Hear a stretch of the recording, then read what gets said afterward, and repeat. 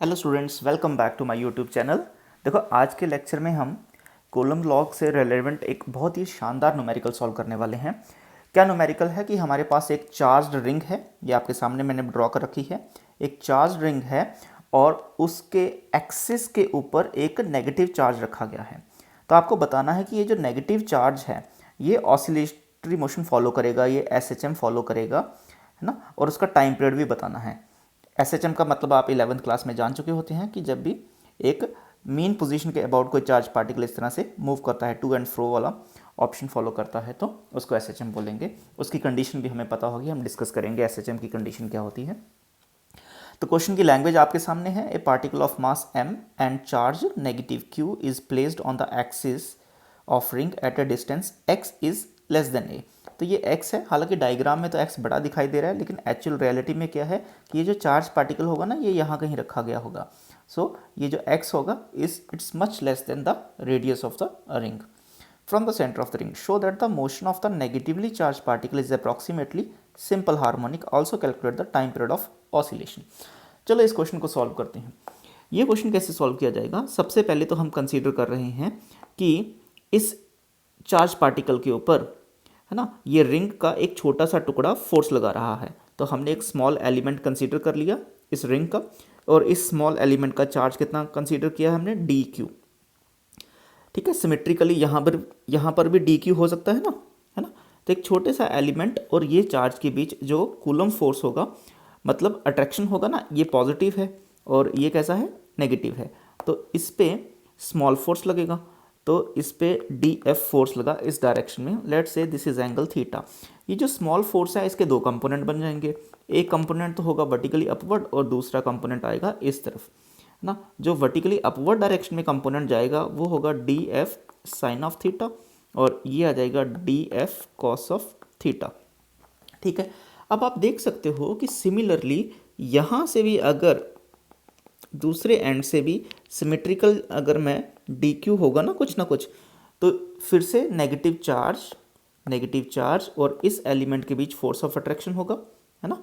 जो force of attraction होगा फिर से ऐसा ही लिखा जाएगा, डी एफ लिखा जाएगा, इस डायरेक्शन में डी एफ लिखा जाएगा। डी एफ के फिर से दो कंपोनेंट बनेंगे। एक कंपोनेंट जो डी एफ कॉस थीटा होगा वो along the axis toward the centre हो जाएगा, और दूसरा component D F sine of theta ऐसे आ जाएगा। तो आपने एक चीज़ बड़ी अच्छी देखी कि जो साइन थीटा वाले कंपोनेंट थे ये तो कैंसिल हो रहे हैं, और फाइनली जो जितने भी कंपोनेंट अलोंग द एक्सिस आ रहे हैं वो कहाँ हैं? Toward the centre. ये जो कंपोनेंट्स एड अप हो जाएंगे ना, इसके कारण भी एक कंपोनेंट आया डी एफ कॉस थीटा, इसके कारण भी एक कंपोनेंट आएगा यहाँ पर डी एफ कॉस थीटा। फिर अगर हम एक और पेयर लेते हैं, फॉर एग्जांपल हमने ये पेयर लिया डी क्यू का, तो इसके कॉरस्पॉन्डिंग यहाँ पर एक पेयर बन जाएगा डी क्यू का ना। तो उन सब के जितने भी आप पेयर बनाओगे सो दैट कि पूरी रिंग कवर हो जाए, जितने भी हमारे स्मॉल एलिमेंट चार्ज एलिमेंट के पेयर बनेंगे इस रिंग के ऊपर, उन सब का कॉस थीटा वाला कंपोनेंट किस तरफ होगा? Toward the centre of the ring ऐसे आएगा, और साइन थीटा वाले कंपोनेंट्स आपस में कैंसिल होते जाएंगे। सो फाइनली हमें क्या करना है? ये डी एफ कॉस थीटा को इंटीग्रेट करना है, ठीक है ना। क्योंकि एक छोटे से एलिमेंट के कारण अगर डी एफ कॉस थीटा आ रहा है नेट फोर्स जो इस चार्ज पार्टिकल के ऊपर, तो पूरी रिंग के कारण कितनी फोर्स लग रही होगी उसका कैलकुलेशन हमें करना पड़ेगा, और वो हम इसको इंटीग्रेट करके ही कर सकते हैं। तो सबसे पहले तो हम यही देखेंगे कि डी एफ है कितना ना। तो डी एफ कितना होगा? ये हम कूलम्स लॉ से लिख सकते हैं, 1/4 पाई एप्सिलॉन नॉट। दो चार्जेस है, एक चार्ज तो ये है और दूसरा चार्ज हमारे पास ये है, और दोनों के बीच का डिस्टेंस कितना है? R square. ये मैंने आर स्क्वायर यहाँ आपके सामने रखा है।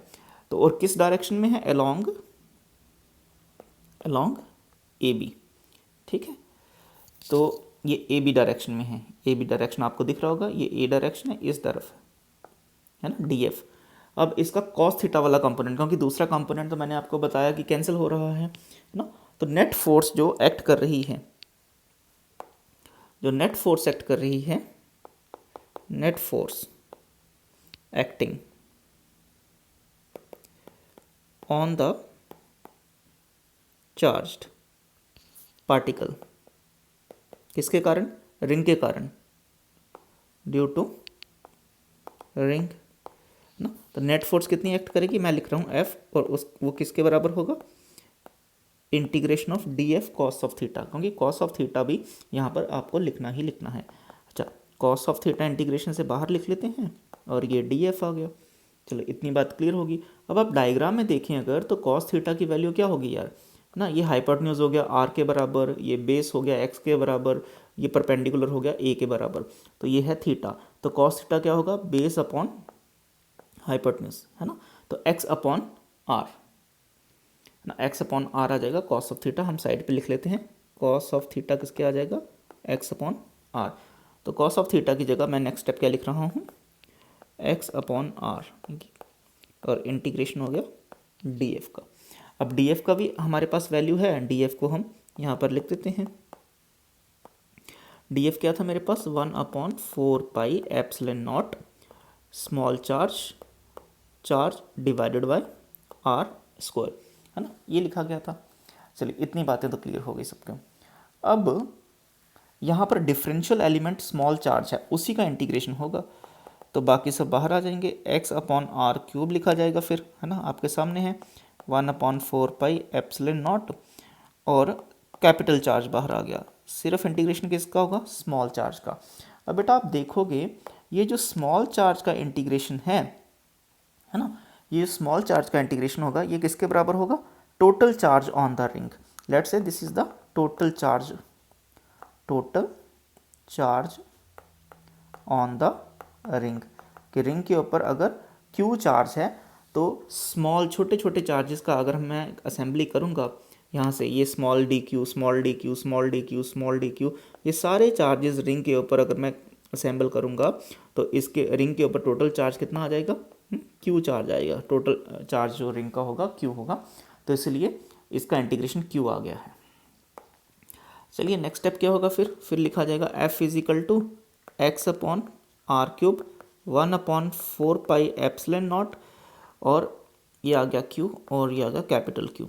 डायरेक्शन कैसी होनी चाहिए, आपके सामने ही है कि कॉस थीटा वाला जो कंपोनेंट था उसकी डायरेक्शन कहाँ से थी, ए से लेके ओ तक, टूवर्ड्स द सेंटर, है ना, टूवर्ड्स द सेंटर। कैसी होगी, टूवर्ड्स सेंटर, है ना। लेकिन आपको पता है पॉजिटिव एक्स एक्सिस तो ऐसे थी ना, टूवर्ड्स सेंटर मतलब टूवर्ड्स नेगेटिव एक्स एक्सिस ना, नेगेटिव एक्स एक्सिस है तो नेगेटिव साइन आना चाहिए, इसलिए हम फोर्स को लिख सकते हैं negative X upon R cube 1/4 pi epsilon naught, है ना, इस तरह से ये फोर्स बैठेगी। अब आर की वैल्यू कितनी लिख सकते हैं हम, आर क्या हो सकता है हमारे पास, आप इस ट्राइंगल से देख सकते हो, आर क्या हो सकता है, a square plus x square, है ना, तो आर को लिखा जा सकता है a square plus x square r square. लेकिन हमें आर क्यूब की वैल्यू चाहिए, किसकी वैल्यू चाहिए, आर क्यूब की वैल्यू चाहिए। तो सबसे पहले तो आर लिखेंगे, तो ये हो जाएगा ए स्क्वायर प्लस एक्स स्क्वायर की पावर 1/2, और आर क्यूब अगर मुझे लिखना होगा तो ए स्क्वायर प्लस एक्स स्क्वायर की पावर 3/2। आर स्क्वायर की वैल्यू ऐसे लिखी जाएगी। चलिए वो भी पुट कर देते हैं। So F is equal to negative, ऐसा लिखा जाएगा, divided by 4 pi epsilon naught ना, ये तो आ गया x divided by r cube की जगह आ गया a square plus x square की पावर 3/2, यहाँ पावर 1 है। अब देखो ये जो है, ये जो रिज़ल्ट आया है ना, ये आपको लीनियर रिजल्ट तो नहीं है, यहाँ पर फोर्स जो है ना वो एक्स के साथ लीनियरली वेरी नहीं कर रही है, ठीक है। तो हालांकि जो रिस्टोरिंग फोर्स होगी यहाँ पर लीनियर नहीं है, इट इज़ नॉट लीनियर। हम लिख सकते हैं force is not linear with x. लेकिन एस एच एम की कंडीशन क्या होती है, कंडीशन होती है एस एच एम की कि फोर्स कैसा होना चाहिए, force is directly proportional to negative of X, this is the condition of S H M. लेकिन यहाँ तो एक्स ऊपर भी है, डिनोमिनेटर में भी है, तो हमें कुछ करना पड़ेगा। अब हम क्या करेंगे, बट वी नो दैट कि जो x है वो बहुत ही छोटा है a से। इसका मतलब क्या होगा कि एक्स स्क्वायर जो होगा वो a स्क्वायर से बहुत छोटा होगा, ठीक है। तो हम x को यहाँ पर इग्नोर कर सकते हैं, x वाली टर्म को। जैसे ही हम x वाली टर्म को इग्नोर करेंगे डिनोमिनेटर में, तो यह आ जाएगा इस तरह से 4 पाई एप्सिलॉन नॉट, है ना। तो सिर्फ बचेगा ए स्क्वायर प्लस एक्स की टर्म, एक्स स्क्वायर को मैंने 0 स्क्वायर पुट कर दिया, तो 3/2 ऐसे है ना, X square approximately tends to 0। ठीक, तो अब इसको जब मैं हैंडल करता हूँ, यहाँ पर एक एक्स है, तो small q capital q divided by 4πε0 और a क्यूब, ये आ गया, और साथ में क्या आएगा x की पावर 1। अब आप देख सकते हो कि ये फोर्स कैसा दिख रहा है, फोर्स इज इक्वल टू के एक्स दिख रहा है।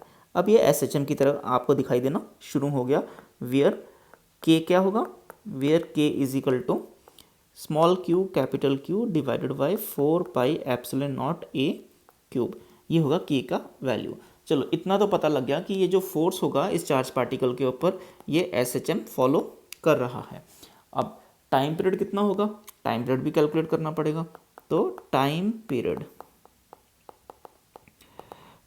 का फॉर्मूला क्या होता है बेटा, टाइम पीरियड का फॉर्मूला होता है 2π/ω, एक तो ये होता है, और एक होता है 2π√m/k, के का वैल्यू अभी अभी आपने कैलकुलेट किया है ना, ये हो गया मास ऑफ द पार्टिकल, और के का वैल्यू क्या है, small q capital q 4πε0 a cube. ठीक है, so this is the time period, this is the time period of the charge particle जो SHM फॉलो कर रहा है। This is our result.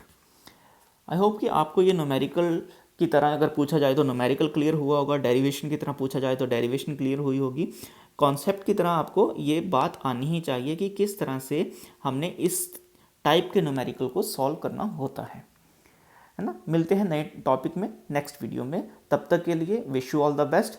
First time visit किए हैं तो यार सब्सक्राइब जरूर कर देना। Bye bye.